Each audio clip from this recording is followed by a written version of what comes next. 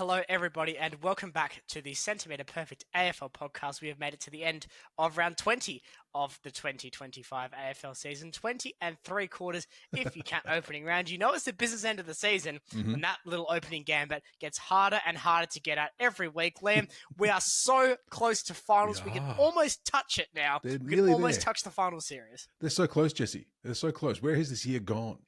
Round 21 just around the corner, round 20 in the books, which we'll talk about in our deep dive later on. For the podcast listeners, for YouTube watchers, you can get it afterwards in a separate lovely video. Where can people find those, Jesse? They can find us at cmperfect_AFL on Instagram. For those on YouTube, hello, you can see us. If you're enjoying our content, please consider liking and subscribing. For our YouTube viewers, this is part 1 of 2 of the weekly show being our deep dive. Our round recap will be in a separate video. But for our podcast listeners, be that Apple, Amazon, and Spotify, hello to you. You don't need to go anywhere. Maybe you need to hit pause for a quick toilet break halfway through, but you don't need to change anything over. You're here till the end. If you're enjoying the content on the podcasting, a review is much appreciated. If you are enjoying it on YouTube, a like and a subscribe and a comment with your thoughts on the relevant video never goes astray. It does not, Jesse. We enjoy that. We enjoy the interaction, so please keep that coming as well. Everyone now knows who Jesse Dart is. You can catch. Well, I was going to say this is our first post-footy show week, so the standards have raised. We've improved the shrine behind me. We've got a very West Australian theme this week, off the back of the derby. And I'm really looking forward to getting stuck in, Liam. We've got some really good stuff to talk about tonight. We do indeed. As always, Jesse, we start with your deep dive. Now, this week's a very interesting one. I was talking to you about this on the train to the derby on the weekend, and I admired your dedication, Jesse. What are we doing? What are we doing today? We are making the best team possible with AFL players who have played under 50 games. Now, Liam will have the rules on screen for us, but there's a couple of key ones to focus on this week. The first rule is at the end of the round just gone, so round 20, they cannot have played more than 49 games. So I think we had a couple of players tick over 50 this week that ruled them out of eligibility. They're not going to be here, so if you're wondering why isn't the older Ashcroft here? Because he's played 50 games. And I'm very sorry. The other rule, and it's not really a rule, it's more of a guideline, is I have picked this team based on the likelihood of winning games of football. This is not an all-star team. I'm not cramming players into awkward positions because I really hate that. So this is the best team I feel like I can make with these players. If you don't agree, that's totally fair. But you have to build your own team in the comments. You don't get to have free pot shots at me. You have to do better. Don't come with problems. Come with solutions, Jesse. Yes, that's what we say. So there will be a couple of players here that aren't maybe as good as some of the players that are in this list, but positional needs required me to make a couple of changes. Key forwards probably being the biggest offender in that, and I did have to be very generous with my interpretation of a mid-sized forward to fit at least one of these players in. So even then, it's been pushing right to the edge of what would be a rational team. So nothing like the All-Australian putting Matthew Pavlich at half-back. Nothing like that, Jesse. He doesn't play half-back. He's not going to be there. Well, those are the rules out of the way, Jesse. So without further ado, we're going to start with the backs. We're going to work our way forward, and we'll finish up with the interchange just to see how we finish up the rest. We'll start with the backs, Jesse. Off we go. Who's in our backline? Starting off with Bodie Hewland, Toby Pink, and Joel Jeffrey down in our full backline. Hewland and Jeffrey, that looks like a really dynamic back pairing for the future for the Suns. They've got some veteran experience around them with the likes of Sam Collins. But, I mean, everything we're seeing from Hewland and Jeffrey so far is ticking the boxes. And Toby Pink, he's probably one of the veterans of this team. I think when we are looking at this team across the board, it's important to have some vets in here. To keep the spine stable. Pink made his way through the VFL. He's getting his chance at AFL level with North Melbourne and is doing a pretty good job and is proving to be a capable one-on-one defender against some of the bigs. Liam, it's probably not a glittering back three in terms of club status, but 3 players that are really impressing this season. They are indeed. And it's one thing to note throughout this entire thing. There are some teams that are going to get more of a mention. I think the ones that are playing the younger guns. So seeing a couple of Suns there, which actually says a lot to where they're currently sitting this year as well. They've been integral parts of the Suns, rise to prominence this year, which says a lot. And Toby Pink, you know how I feel about Toby Pink. I think he's great. I think he's fantastic. From what I've seen of him, he's a very staunch backman. And how old is he? How old is Toby Pink? He's 24, 25. Oh. He's in that mid-20s bracket for sure. Well, I guess he's not the oldest player in this team, though. Well, it's another thing to point out, Jesse, because I think a lot of people might think this is going to be the younger fans. Because, there was one name in particular. I was like, where is this person? And you were like, well, no, not good enough for it. Put him there. Well, I know the person you're talking about. Put him there. I shall. What, in fullback? Okay. Close enough. Welcome back, Murphy Reid, star fullback. No, it's a very good backline, Jesse. Let's move on to the halfbacks. Tom McCarthy, Josh Worrell, and Colby McKercher on the halfback line. McCarthy potentially a bit of a surprise pick, and there's probably other defenders who may have shown more over longer. But I like what McCarthy provides, and I wanted to go with two halfbacks that could really provide some effective disposal off that line and generate exit 50s into hopefully transition opportunities up forward. McCarthy's shown he can do that. He's stepped in as a younger player. He's still only 21, but he's come into that West Coast side and really provided almost veteran leadership in that back six for the Eagles, which has been really valuable for them. McKercher's a great user of the ball. I think it's very easy to look at teams down the bottom of that ladder and say, wow, they're all using the ball terribly. McKercher's just one of those players I think is going to be a brilliant user of this football. And in 5 years' time, you might be talking about the best kick in the competition. It's that simple. Worrell in between them, he is having a phenomenal season. Yes. In a very good Adelaide side. The rise of guys like Worrell, it's been brilliant. And he's getting high volumes of ball for a key. He's using the ball really well for a key. And he's actually gaining good meters as well in that. So he's ticking all three of those possession-focused stats. He's getting his hands on the football, he's using it well, and he's getting the ball up the field. So that's three big positives. And he's doing a good job against his defensive assignments as well, which is why he's found himself in this best 22. Well, I would expect nothing less, Jesse. He's earned his spot. He's at his keep. Let's move on to the centre, because I know this is where things are going to get a bit, well, not probably more heavily debated, right? Because the further down we get, the harder I found it did get. There was not a lot of, I didn't have too many moments of, oh no, what do I do with the back six? I had about, I think, 10 or 11 players in my squad, and it mostly worked out as I thought. So did the midfield line. The forwards is going to be interesting, but we won't spoil that too much. Starting with that centre line, our wings, we've gone with Nathan O'Driscoll on that left wing, Sam Banks on the right, and Harley Reid in the centre. O'Driscoll, probably not the most exciting docker right now.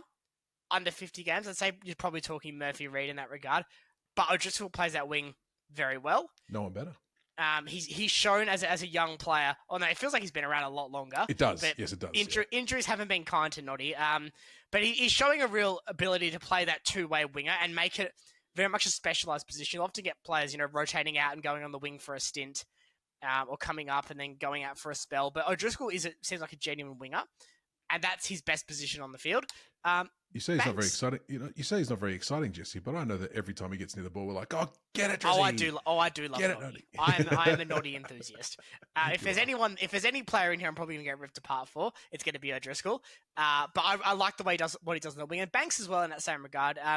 He can go inside that midfield as well as can O'Driscoll. So I've gone for players that can also go in if needed, if things need to be switched around and magnets need to be moved. Banks and O'Driscoll, they're both pretty good two-way runners, both using the ball well, and I think have very bright futures ahead of them, so they were pretty easy picks in that regard in the end. Well, you're just not going to talk about Harley at all? Well, what more needs to be said about Harley Reid? No more Harley for the rest of the season. That said, Moses Osaka will keep him out for the rest of the season, which is a huge shame for not only West Coast fans, but for the competition as a whole.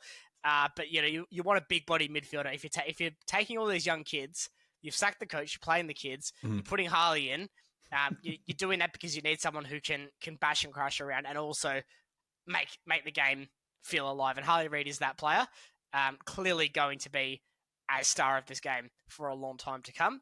Hopefully for West Coast fans, it's not the last time we've seen him in blue and gold. That would be a hammer blow. But by the sound of things, he is leaning towards staying. So that's good for not only West Coast, but I think for WA footy as a whole. No, despite the rubbish we give him as Freo fans, he's a very good player. He is. I don't think anyone would actually seriously look at you with a straight face and say Harley Reid's a bad football player.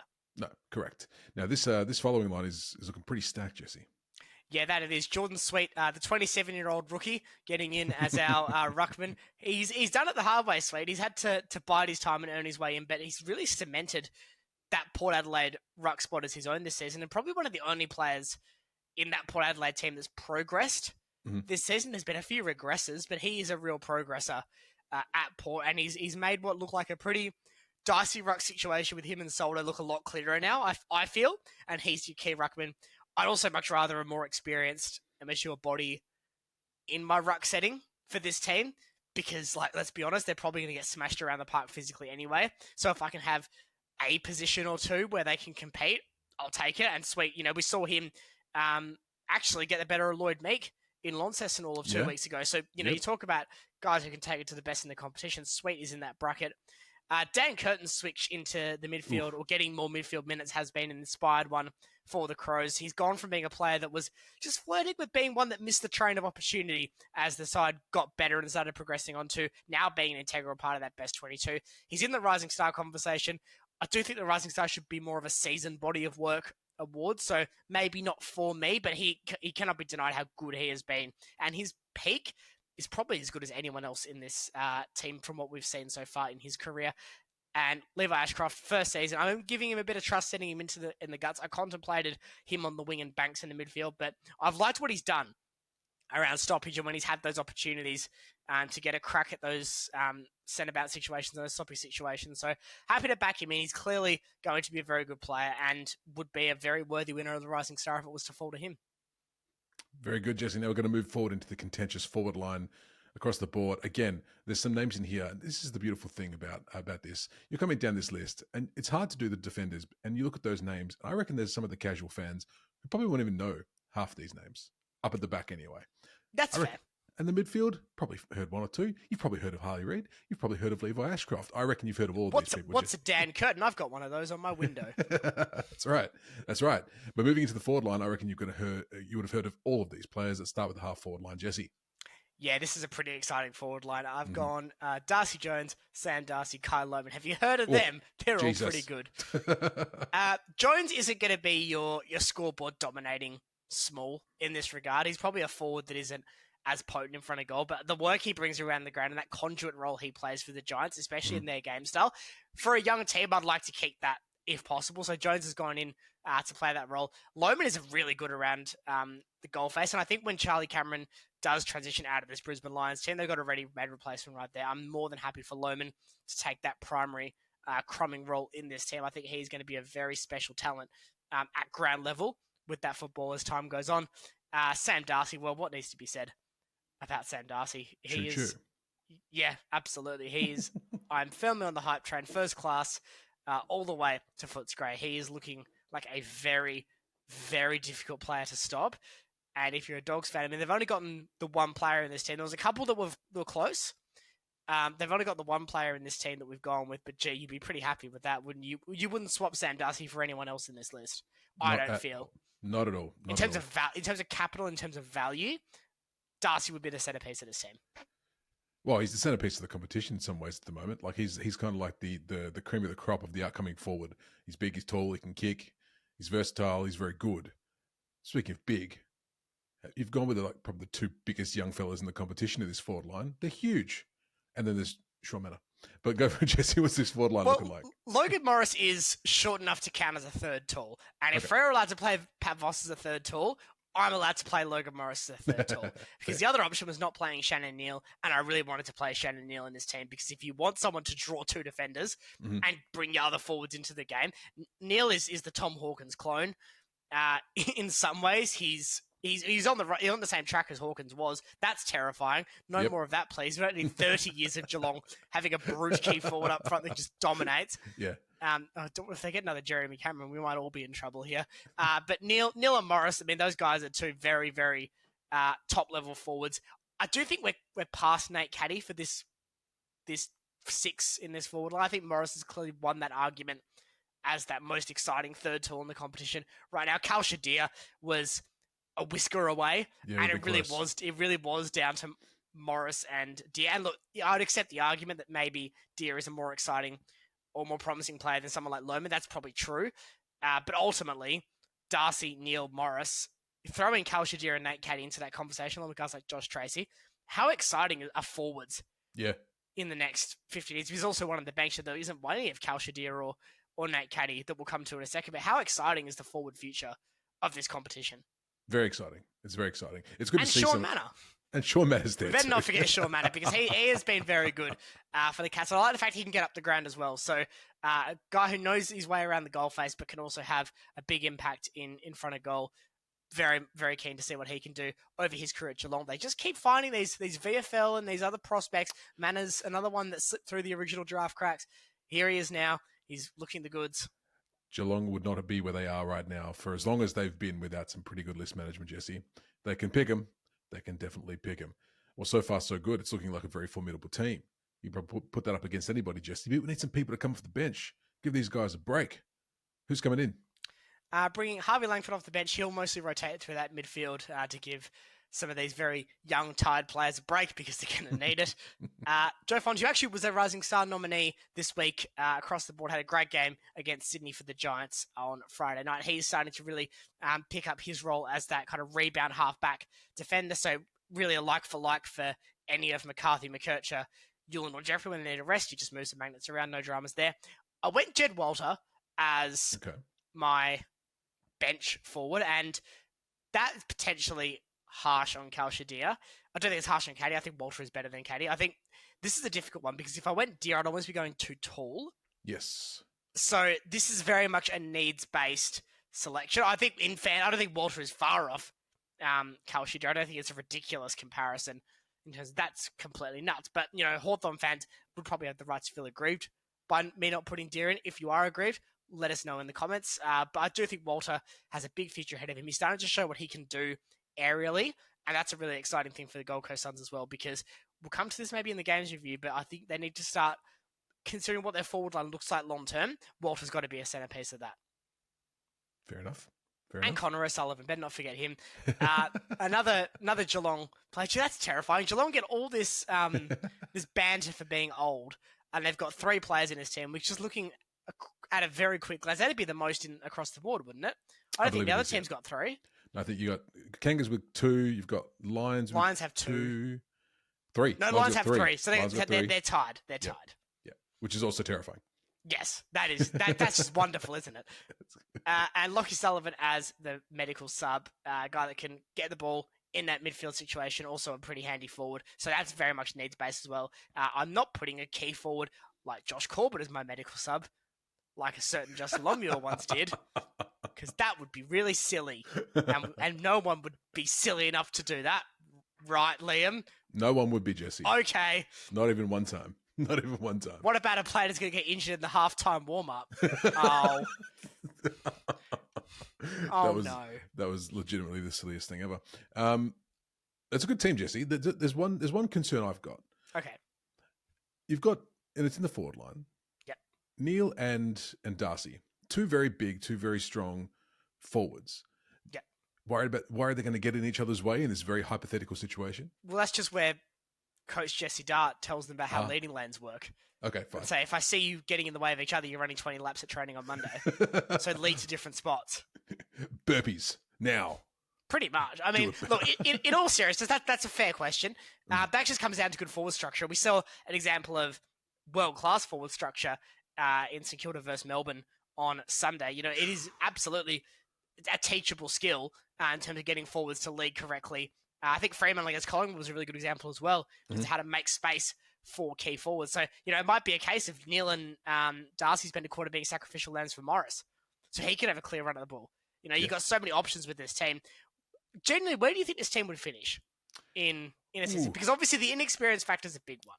It is. And like you said, it comes down to a lot about to the coaching as well, right? Like how you get these young upstarts who are going to want to prove a point to work together in harmony. Well, they've got to pick a coach as well. Oh, that's true. It's actually interesting, Jesse. You didn't pick a coach. No, I just thought I would coach, to be honest. Fair. I mean, it is your team after all. Well, that is true. It is your team. But I suppose the list manager also shouldn't be the senior coach. Why not? Change it up. See if, you know what? I'll give it to McQualter. If we're doing coaches under 50 games, I'll give it to McQualter. Oh, under 50 games? Okay, I was going to say, what about Uze? I'll give it to McQualter. I think he's actually doing quite a good job tactically with a pretty uninspiring team. Yeah, then that's fair. No, I think this team could definitely contend, Jesse. I mean, it's always the way when you take the best of something, Yes. Take the cream of the crop and put them onto a field. It is fun to kind of think about the hypotheticals, though. But putting this team against anyone this year, I reckon you'd be like, okay, we'll give it a crack. I'm going to say they'd finished 6th, Jesse. That's fair. You'd want to be up by at least 47 points at 3/4 time. Oh, if you're not, you're in trouble. You're in trouble. As famously. Famously. It's never happened before. Until this week. Jesse, nice work. Any last little bits you want to add about your wonderful team here? Let us know in the comments where you think they would go. Yeah. I think that lower end of finals is realistic for this team. But how big of a factor would that inexperience be? Keep in mind as well, we would need to have some other players, because I'm assuming we're not going to get through 23 players without any injuries, especially at this age. So, fingers crossed that works out okay. Lockie Blackson's now our fullback. No worries at all. Let us know in the comments what you think about this team. That's actually another point. There's no Essendon here. Oh, that's crazy. Why is that? Oh, dear. Oh, dear. Well, Nate Caddy, you said, was on the press but just wasn't good enough, though. I mean, he's 6th in line, isn't he? Well, he's a good player. He's a promising player, but... And they did quite well in terms of where they got him in the draft, but...